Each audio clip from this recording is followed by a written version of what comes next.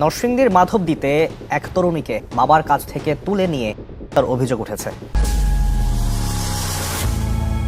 নরসিংদীর মাধবদীতে 15 বছরের আমেনাকে 15 দিন আগে প্রথমে সংঘবদ্ধ করা হয়। পরবর্তীতে এলাকায় বসানো হয় সালিশি বৈঠক। সেই সালিশেও বিচার পায় না আমেনা। পরবর্তীতে আবার সেই বাবার কাছ থেকে আমিনাকে ছিনিয়ে নিয়ে আবার পালাক্রমে সংঘবদ্ধ করে এবার করা হয়েছে। এই ঘটনার সর্বশেষ আপডেট জানবো আমরা সোহেল মাহমুদ থেকে, এবং সাথে আছে আমি স্নিগ্ধা আখি। জি সোহেল মাহমুদ, এই যে আলোচিত একটি ঘটনা, এই ঘটনার সর্বশেষ আপডেট আপনার কাছে এই মুহূর্তে কি আছে? ধন্যবাদ আখি আপনাকে, এবং ধন্যবাদ নতুন সময় সকল দর্শককে যারা আজকের এই অনুষ্ঠান দেখছেন। আমরা মূলত এই অনুষ্ঠানটি দেশের সর্বাধিক আলোচিত যে খবর থাকে সে খবরের নেপথ্যে অনুসন্ধানমূলক যে পরিবেশনা সেটি করে থাকি এই অনুষ্ঠানের মাধ্যমে। আজকের যে খবরটি আমরা আলোচনা করব সেটি হচ্ছে এই মুহূর্তে সারা দেশ এমনকি সারা বিশ্বের মধ্যে একটি আলোচিত একটি খবর, এবং এই ঘটনাটি সকল মানুষের মনে কিন্তু নাড়া দিয়ে যাচ্ছে যে এই যে 15 বছরের একজন কিশোরী, একে একবার নয় দুইবার সংঘবদ্ধ করা হলো এবং এরপর তাকে করা হলো, এবং এটা এত ন্যাক্কারজনক ভাবে করা হয়েছে যে বাবার কাছ থেকে মেয়েকে ছিনিয়ে নিয়ে এই কাজ করা হয়েছে। তো এই যে এই ঘটনাটা ঘটে হচ্ছে 26 ফেব্রুয়ারিতে। তবে এই ঘটনার আগেও কিন্তু একটি ঘটনা আছে, যেটি যদি আমরা না বলি তাহলে হচ্ছে এই ঘটনাটা বোঝা যাবে না। এই যে আমেনা, সে তার মাকে নিয়ে সৎ বাবার সংসারে থাকতো। তার মা ফাহিমা বেগম, তার বাড়ি হচ্ছে বরিশালের মেহেদিগঞ্জে, এবং তার যে সৎ বাবা আশরাফ হোসেন, তার বাড়ি হচ্ছে শেরপুরে। তারা কিন্তু দরিদ্র একটি পরিবার, এবং নরসিংদীর মাধবদীতে তার বাবা মা একটি মিলে চাকরি করতো, এবং আমেনা সে একটি স্থানীয় গার্মেন্টসে চাকরি করত। এই ঘটনার অনুসন্ধানে গিয়ে আমরা জানতে পারি এই যে ভুক্তভোগী আমেনা, তার সাথে স্থানীয় বখাটে ছেলে নূর মোহাম্মদ ওরফে নুরা, তার একটি কথোপকথনের সম্পর্ক ছিল। এরকম যে গার্মেন্টসে যে মেয়েরা যায়, তখন বখাটে ছেলেরা যখন রাস্তায় দাঁড়িয়ে থাকে তখন কিন্তু কথাবার্তায় কাছাকাছি যাওয়ার পর যে সম্পর্কটা তৈরি হয়, এরকম একটা সম্পর্ক কিন্তু আমেনা এবং নুরার মধ্যে ছিল। এবং এরই প্রেক্ষিতে গত 10 ফেব্রুয়ারি যখন আমেনা গার্মেন্টস থেকে ফিরছিল, তখন চৈতি মিলের সামনে এই যে নুরা সহ 5 জন আমেনাকে মুখ চেপে ধরে মিলের পিছনে নিয়ে যায় এবং সংঘবদ্ধভাবে তারা করে। এবং এই যে তাদের এই ঘটনাটি স্থানীয় 2 জন লোক দেখে ফেলে, এবং দেখার পর চিৎকার চেঁচামেচি শুরু করে, এবং তাদের ভয়ে তখন এই যে 5 জন তারা কিন্তু পালিয়ে যায়।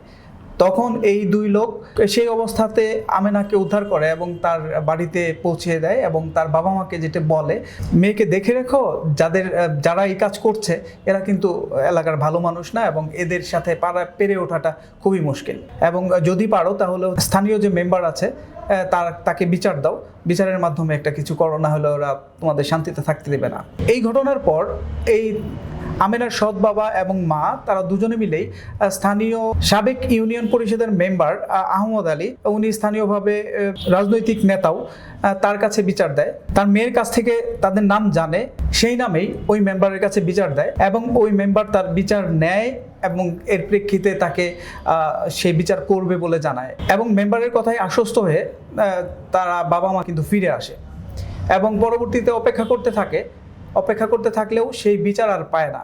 তবে তারা জানতে পারে মেম্বার আহমদ আলী এবং তার যে ছেলে ইমরান, তারা দুজনে যাদের বিরুদ্ধে অভিযোগ করা হয়েছে, তাদের 5 জনের কাছ থেকে 2000 করে টাকা নিয়ে তারা এই বিচারটা উল্টো তাদের উপরে চাপিয়ে দেয়। যে পরবর্তীতে সেই ইমরান এবং আহমদ আলী তাদের কাছে বিচার চাইতে গেলে তারা কিন্তু ওই আমেনার বাবাকে বলে যে তোমরা এই এলাকা ছেড়ে অন্য কোথাও চলে যাও, মানে হচ্ছে যে এলাকা ছেড়ে দিতে বলে। আচ্ছা, এলাকা ছেড়ে দিতে কেন বলে? এলাকা ছেড়ে দিতে বলে এই কারণে যে তারা যেন পরবর্তীতে কোনো এই ব্যাপারে কারো কাছে বিচার টিচার দিতে না পারে, যেহেতু তারা এর মধ্যে তাদের সাথে আপোষ হয়ে গেছে, এবং তারা অপরাধীদের কথা দিয়েছে যে তারা এই ব্যবস্থা করছে। তারা এলাকার প্রভাবশালী, এবং তাদের কথা অবাধ্য এই যে অসহায় পরিবার তারা হতে পারবে না। এই কারণে সেই আশরাফ হোসেনকে বলে যে তোমরা অন্য কোথাও চলে যাও, এখানে এই এলাকায় থেকো না, এলাকায় থেকে থাকলে তোমার মেয়ের এবং তোমার পরিবারের ক্ষতি হবে। তো আশরাফ হোসেন তো অসহায় একজন মানুষ, সে তাদের এলাকার মেম্বার, তার কথা তো অবাধ্য হতে পারে না। সে তাদের কথা দিল যে সে অন্যত্র দেশের বাড়ি চলে যাবে পরিবার নিয়ে, আপাতত সে তার মেয়েকে তার খালার বাড়ি রেখে তার যে চাকরি এবং মেয়ের চাকরি এগুলো করতে থাকতে চাইলো। জি। এরপর গত 26 ফেব্রুয়ারিতে এই যে অভিযুক্ত নূরা, সে এবং তার সহযোগী আরো 6 জন, তারা 7 জন মিলে স্থানীয় বড়ইতলা 3 রাস্তার মোড়ে দাঁড়িয়ে থাকে। এবং যখন আমেনার বাবা তার মেয়েকে নিয়ে তার খালার বাড়িতে যাচ্ছিল দিতে, তখন রাত 8:30টার মতো বাজে। এই সময়ে তারা 5 জন প্রথমে ছুটে এসে ধারালো অস্ত্র দেখায় এবং বলে যে মেয়েকে দিয়ে দিতে। এবং তৎক্ষণাৎ পিছন থেকে আরো 2 জন এসে আশরাফ হোসেনকে দুহাত জড়িয়ে ধরে এবং মেয়েকে ছিনিয়ে নিয়ে যায়। এরপর ছিনিয়ে নিয়ে 3 রাস্তার মোড় তো, 3 জন একদিকে, 3 জন আরেক দিকে চলে যায়, ভাগ হয়ে যায়। হ্যাঁ, ভাগ হয়ে যায় এবং আরেকজন অন্যদিকে চলে যায়। তো আশরাফ হোসেন বলছিল যে সে কাদেরকে ফলো করবে। সে যখন 3 জনকে ফলো করে, তখন একদিকে ওদেরকে গিয়ে হারিয়ে ফেলে এবং সে কিন্তু খুঁজে পায় না। তখন সে পরিবারের মধ্যে ফিরে আসার পর তার ছেলে এবং তার স্ত্রী মিলে ওই এলাকা কিন্তু অনেক রাত পর্যন্ত, গভীর রাত পর্যন্ত খোঁজাখুঁজি করেও আমেনার কোনো হদিস পায় না। এরপর আশরাফ হোসেনের যে কথা, সে অনুযায়ী তারা পরের দিন সকালে তার ছেলেকে নিয়ে বের হয় খুঁজতে। তো খুঁজতে এক সময় পাশের এলাকার যে বিল এলাকা আছে, সেই বিল এলাকার মধ্যে লোকজনের জট দেখতে পায় এবং তার ছেলে তখন বলে, বাবা তুমি দাঁড়াও, আমি দেখে আসি কিসের জট। তখন ছেলে দৌড়িয়ে যায় এবং সে কিন্তু পিছনে যায় আশরাফ হোসেন, গিয়ে দেখে যে গলায় ওড়না পেঁচানো, হাত বাঁধা অবস্থায় আমেনার নিথর দেহ পড়ে আছে। খুবই মর্মান্তিক একটি বিষয়। আচ্ছা, এই জায়গায় আমার একটি প্রশ্ন, সেটি হচ্ছে এই যে এত ঘটনা, এত কিছুর মধ্যে এই আমেনার পরিবার বা এই যে আমেনার সৎ বাবা, ইনারা পুলিশের দ্বারস্থ কেন হলো না? প্রথম 10 ফেব্রুয়ারি যে ঘটনাটা ঘটেছিল, এরপরেই কিন্তু যে আমেনার বাবা আশরাফ হোসেন, উনি পুলিশের দ্বারস্থ হতে চেয়েছিলেন, কিন্তু অভিযুক্তরা স্থানীয়ভাবে এতই দাপটশালী যে সে সংখ্যায় ছিল, তাদের বিরুদ্ধে অভিযোগ করে সে কি ওই এলাকায় টিকে থাকতে পারবে কিনা। তাছাড়া ওই যে অভিযুক্তরা, তারা কিন্তু ভীষণভাবে তাদেরকে ভয় দেখিয়েছিল যে তাদের বিরুদ্ধে যদি কোনো অভিযোগ করে তাহলে তাদের অনেক খারাপ কিছু হবে।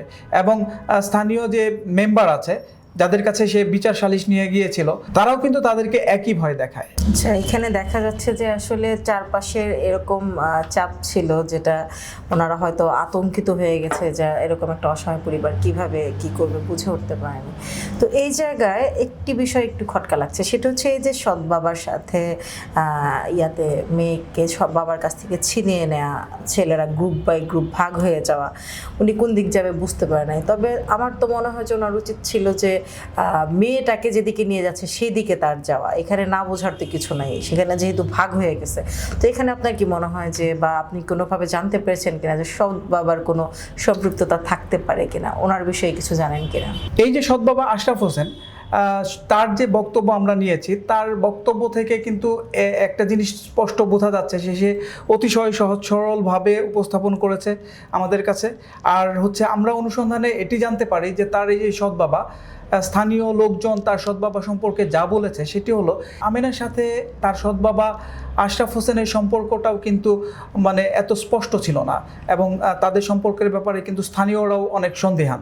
এবং এই যে আশরাফ হোসেন, তার যে অতীত, এবং আমি বলেছিলাম যে তার বাড়ি হচ্ছে শেরপুরে তার ব্যাপারে খোঁজ নিয়ে জানা যায় মেয়ে ঘটিত যে কলঙ্ক, এইটা কিন্তু তার নামে আছে। এবং স্থানীয়রা আমাদের এটাও বলেছে, এই যে সৎ বাবা আশরাফ হোসেন বিভিন্ন সময় আমেনাকে শারীরিকভাবে নির্যাতন করত, অর্থাৎ তার হাতে কিন্তু সে সিগারেটের ছেঁকা, তাকে শারীরিকভাবে নির্যাতন, এগুলোও করত।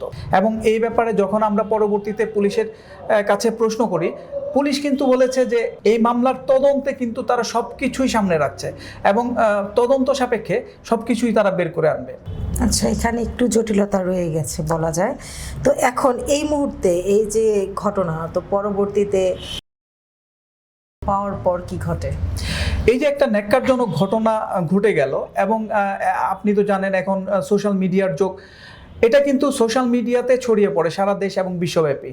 এবং এই ঘটনা যখন ছড়িয়ে পড়ে তখন বাংলাদেশে নতুন সরকার এবং নতুন প্রশাসন তারা কিন্তু এই ব্যাপারগুলোতে খুবই উদ্গ্রীব।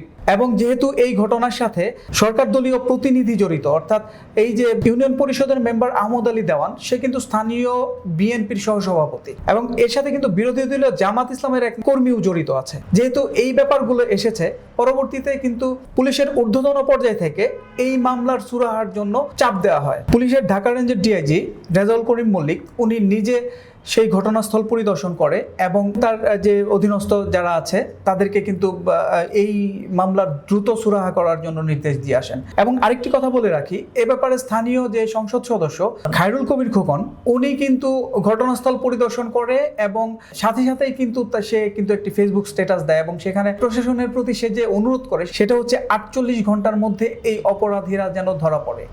এরপর প্রশাসনের সমস্ত পর্যায়ে কিন্তু খুবই তৎপর হয়ে যায় এবং তারা প্রথম 8 ঘন্টার মধ্যেই 5 জনকে গ্রেপ্তার করে। গ্রেপ্তারকৃতরা হলেন সাবেক ইউনিয়ন পরিষদের মেম্বার আহমদ আলী দেওয়ান এবং তার ছেলে ইমরান দেওয়ান এবং যে প্রধান আসামি নুরার চাচাতো ভাই মোহাম্মদ আইয়ুব এবং জামায়াত কর্মী এবায়দুল্লাহ এবং হোসেন বাজার এলাকার গাফফার। এই 5 জনকে তারা গ্রেপ্তার করে। গ্রেপ্তার করার পরে তাদের কাছ থেকে নিবিড় জিজ্ঞাসাবাদের মাধ্যমে প্রধান আসামি নুরা এবং বাকি যে আসামিরা আছে তাদের খোঁজ খবর নেয় এবং তারা গোপন তথ্যের ভিত্তিতে জানতে পারে নুরা এবং কিছু আসামি বাংলাদেশের বর্ডার ক্রস করে ইন্ডিয়া চলে যাচ্ছে। এমন গোপন তথ্যের ভিত্তিতে তারা পরবর্তীতে অর্থাৎ গতকাল 27 তারিখ রাত 9টার দিকে নুরাকে গাজীপুরের মাওনা থেকে গ্রেপ্তার করে এবং আরেকজন আসামি হযরত আলীকে ময়মনসিংহের গৌরীপুর থেকে গ্রেপ্তার করতে সক্ষম হয়। আচ্ছা, পরবর্তীতে এই যে আসামি তাদেরকে কি জিজ্ঞাসাবাদ শেষে পুলিশ কোনো ব্রিফিং দিয়েছে কিনা? এই যে দ্রুত সময়ের মধ্যে 7 জনকে কিন্তু গ্রেপ্তার করে। ও আরেকটি জিনিস বলে রাখি, সেটি হচ্ছে যে এই ঘটনার পরপরই তো আমেনার মা ফাহিমা বেগম বাদী হয়ে মামলা করে এবং 9 জনকে কিন্তু আসামি করা হয়। এই 9 জনের মধ্যে 5 জন হচ্ছে সরাসরি সাথে জড়িত ছিল এবং 4 জন সেই বিচার সালিশের মধ্যে যারা 4 জন ছিল সেই 4 জন। এই 9 জন আসামির মধ্যে পুলিশ কিন্তু দ্রুত সময়ের মধ্যে 7 জনকে গ্রেপ্তার করে এবং পুলিশ যেটি জানায় এই 7 জনের মধ্যে 3 জন সেই সালিশ যে করেছিল এর মধ্যে 3 জন এবং যে 5 জন সেই 5 জনের মধ্যে 4 জনকে পুলিশ ইতিমধ্যেই গ্রেপ্তার করেছে। এবং আজকে দুপুরের পর নরসিংদীর পুলিশ সুপার প্রেস ব্রিফিং করে এবং প্রেস ব্রিফিং এর মধ্যে সর্বশেষ আপডেট সে জানায় আমাদেরকে, যেটি আমি এখন শেয়ার করলাম। জি, ধন্যবাদ সোহেল মাহমুদ। ধন্যবাদ দর্শক এতক্ষণ সময় আমাদের সাথে থাকার জন্য। এই যে ঘটনা, এই ঘটনায় কিন্তু এখন এই 9 আসামির মধ্যে 7 জনকেই পুলিশ গ্রেফতার করতে সক্ষম হয়েছে। তার মধ্যে সবথেকে গুরুত্বপূর্ণ যে বিষয়টি সেখানে হচ্ছে যে 5 জন ছিল তাদের 5 জনকেই কিন্তু পুলিশ গ্রেফতার করতে সক্ষম হয়েছে। তো এই ঘটনায় বাকি 2 জন আসামি এবং এই যে বাকি গ্রেফতারকৃত 7 আসামি তাদেরকে জিজ্ঞাসাবাদ চলমান আছে। পরবর্তীতে এই আসামিরা জিজ্ঞাসাবাদের শেষে কি জানায় বা এই ঘটনা কোন দিকে যায় সেটি নিয়ে অবশ্যই আপনাদের সামনে হাজির হব আবার। তো ততক্ষণ পর্যন্ত ভালো থাকুন। আল্লাহ হাফেজ। আল্লাহ হাফেজ।